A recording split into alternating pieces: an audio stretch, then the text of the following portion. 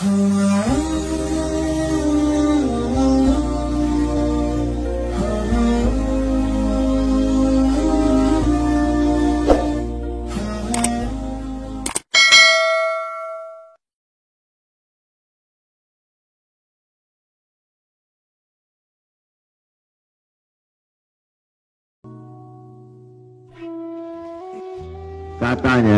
dalam hadis disebut orang di surga itu di dalam bisa menengok keluar, di luar bisa menengok ke dalam. Agak-agaknya nanti kita di surga begitu. Yang di luar bisa nengok dalam, yang luar bisa nengok keluar.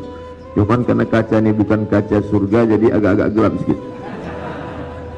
Tapi nikmat surga itu mala a'yunun ra'at a'dadtu li'ibadiyas salihin. Aku siapkan, kata Allah, untuk hamba-hambaku yang saleh, mala a'yunun ra'at, belum pernah ditengok mata, wala udhunun sami'at, belum pernah didengar telinga, wala khatara ala qalbi basar, belum pernah didengar oleh hati, belum pernah dipandang mata, belum pernah terlintas dan terbetik di pikiran manusia. Itulah surga. Kalau pernah kau bayangkan, kau pikirkan, bukan surga, karena dia adalah kejutan yang akan diberikan Allah pada orang yang beriman. Mudah-mudahan kita mendapatkannya. Berat Pak Ustaz, mau masuk surga bangunnya harus jam 4. Ya, yang namanya berat itu tentulah balasannya sesuai. Surga kalau ringan tentu seret, kipas angin. Ini berat, tapi bagi orang yang sudah terbiasa, kata orang Melayu, Allah bisa karena biasa. Dibiasakan bangun. Kamu bangun jam berapa? Jam 4. Bagus. Jam 4 bangun, azan subuh 4.38. Masih bisa saya tahajud kalau jam 4 Pak Ustaz. Sebelum azan subuh berkumandang masih bisa tahajud. Sama seperti pepatah anak muda, sebelum janur kuning melintang masih milik bersama, kalau tidak dipinang orang. Karena kalau sudah dipinang tak boleh, kata Nabi SAW, la yahillu li muslimin ayyaktiba fawqa khutbati akhih. Tak boleh meminang anak gadis yang sudah dipinang orang lain. Bapak-bapak yang anak gadisnya sudah dipinang, datang anak muda lain meminang, lalu kau robah gara-gara mahalnya lebih tinggi, tak boleh. Pak, saya mau minang anak bapak, sudah dipinang orang. Berapa dia kemarin ngasih DP? Emang mobil. Oleh sebab itu, maka sebelum azan subuh berkumandang, jam berapapun bangun, sempatkanlah bertahajud. Berjumpalah ulama tasawuf dengan ulama fikih. Apa beda ulama tasawuf dengan ulama fikih? Ulama fikih bercerita tentang zakat, puasa, haji, rukun, syarat, haram, makruh, mubah, sunat, sunat muakkad. Sedangkan ulama tasawuf bercerita tentang masalah hati, hasad, dengki, riya, sum'ah. Bagaimana obatnya? Ridha, tawakal, qanaah, rendah hati, tawadhu, zikir, taubat, ta'alli, tajalli. Ulama tasawuf biasanya tak populer, tak masyhur. Ulama fikih hebat, pengajian ramai. Lalu kemudian meninggallah ulama tasawuf. Ulama fikih yang hebat meninggal, mati. Ulama tasawuf masih lagi hidup, dipanjangkan Allah umur. Bermimpi malam itu berjumpa dengan ulama fikih yang populer, yang masyhur, yang banyak jamaah. Wahai ulama fikih, ya, dulu engkau pernah menjabat sebagai mufti hebat, banyak murid, banyak jamaah, betul. Apa yang kau temukan di akhirat? Apa yang kau lihat setelah menghadap Allah? Lalu ulama fikih itu mengambil debu, diletakkannya di tapak tangan, dihembusnya. Begitulah kepopuleran jamaah harum semerbak nama, tak berkesan apa-apa. Yang tinggal hanya 2 rakaat di tengah malam, usolli sunnat tahajud raka'ataini lillahi ta'ala. Allahu Akbar. Ustaz sedang menyindir siapa? Menyindir diri saya sendiri. Hai Abdul Somad, follower itu tak bisa menolong di hadapan Allah.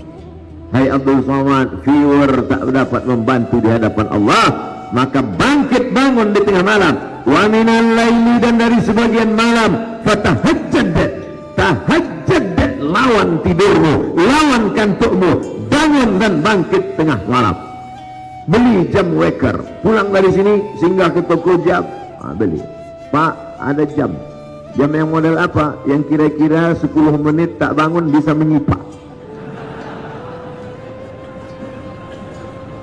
Bangun kita bangkit. Ini tujuannya tak lain tak bukan adalah untuk merebut keberkahan-keberkahan. Karena malaikat sudah menurunkan berkah. Bagaimana cara mengambil berkah? Maka siapa yang paling awal bangunnya, dia yang paling banyak berkahnya. Abdul Somad hanya pandai ngomong ceramah saja, mari bangun. Rupanya dia pun bangun jam 4. Sedangkan jamaah rupanya lebih awal lagi. Ustaz ngajak bangun lebih cepat. Kenapa Ustaz pun lambat? Saya tadi malam ceramah. Ada alasannya kan? Ada 1000 dalil untuk beramal, tapi jangan lupa setan menyediakan 1001 dalil untuk tidak beramal. Ada 1000 ayat hadis untuk beramal, tapi setan menyediakan 1001 hujah untuk supaya bagaimana kita tidak beramal. Kau kenapa tak tahajud? Subuh, zuhur, asar, maghrib, isya cukup. Tapi kenapa tak tahajud? Masih syukur aku sembahyang. Tetanggaku gak sembahyang lagi. Setan selalu membisikkan, allazi waswisu fi sudurin nas minal jinnati wan nas. Ternyata yang berbisik ini bukan cuma setan, bukan cuma jin, tapi minal jinnati wan nas, manusia pun. Ente nggak usah terlalu rajin-rajin kali, nggak usah pakai tahajud, pakai witir, pakai sholat taubat. Sholat wajib aja, subuh, zuhur, asar, maghrib, isya, udah. Kita nanti masuk surga di emperan pun udah cukup lah. Apa yang di tengah-tengah kali? Kalau jumpa gini bagaimana? Hei setan, cukuplah kita mengajak orang berbuat baik. Kalau tak bisa untuk mengajak orang buat baik, jangan menghalangi orang buat baik. Betul? Oleh sebab itu maka selalu ada niat. Maka niat, azam, tekad kuat. Di bulan Muharram ini memang betul-betul hijrah. Hijrah dari apa? Hijrah dari maksiat kepada taat. Hijrah dari apa? Hijrah yang selama ini solat wajib saja, mulailah hijrah kepada melaksanakan solat sunat. Mandi dulu. Paling bagus mandi malam. Tujuannya untuk apa? Terapi sehat.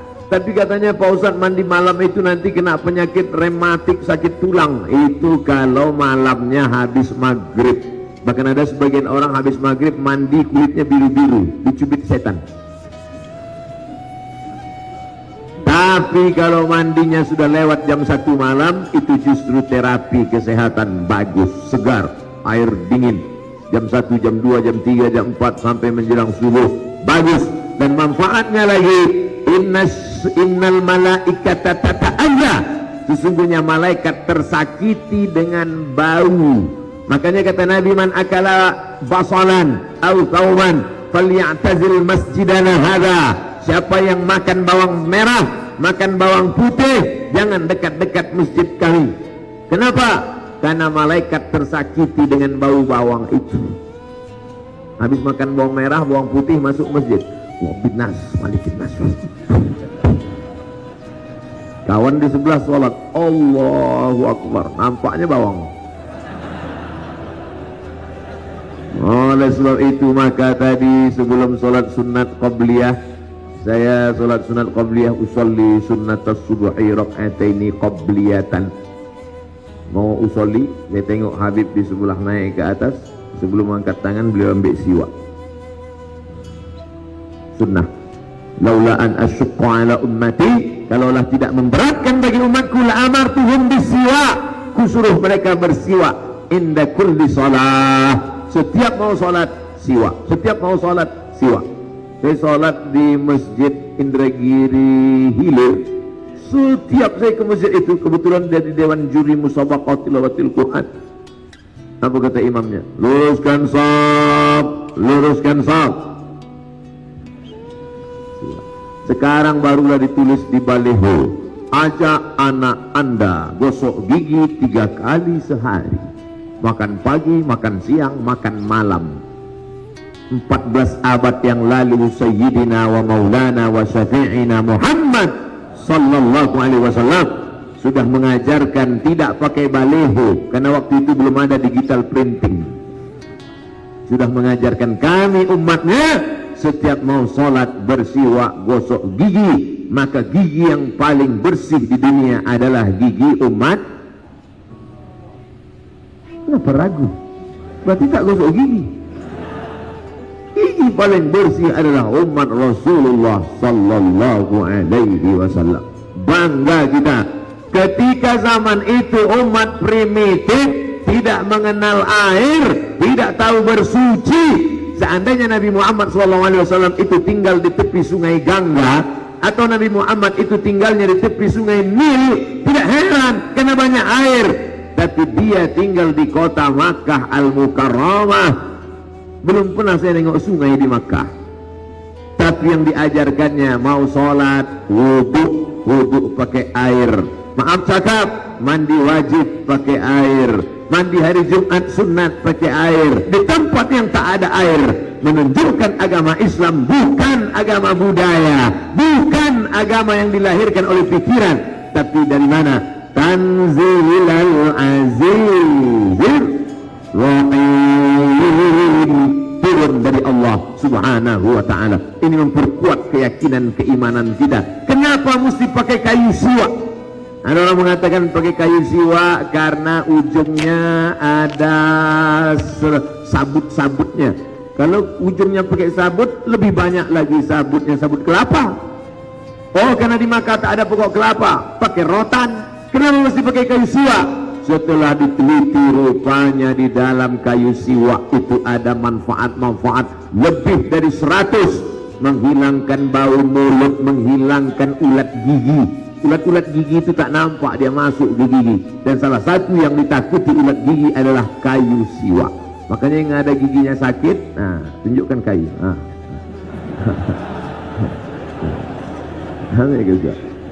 Kalau macam-macam cucuk kan. Dari kecil anak-anak kita ajarkan. Saya Pak Ustaz nggak mau pakai gosok gini Pak Ustaz. Sekarang sudah ada namanya pasta gigi siwak. Pakailah siwak F. Oh, ujung-ujungnya Ustaz mau jualannya. Saya tidak ada hubungan dengan perusahaan siwak ini, tapi saya ingin supaya umat Islam memajukan produk umat Islam. Karena kalau kau beli produk umat Islam, dia dapat untung, dia akan berzakat, dia akan bersedekah, dia akan menyediakan beasiswa untuk anak-anak umat Islam. Maka uang kita berputar di antara umat yang bersyahadat asyhadu an la ilaha illallah wa asyhadu anna muhammadan rasulullah.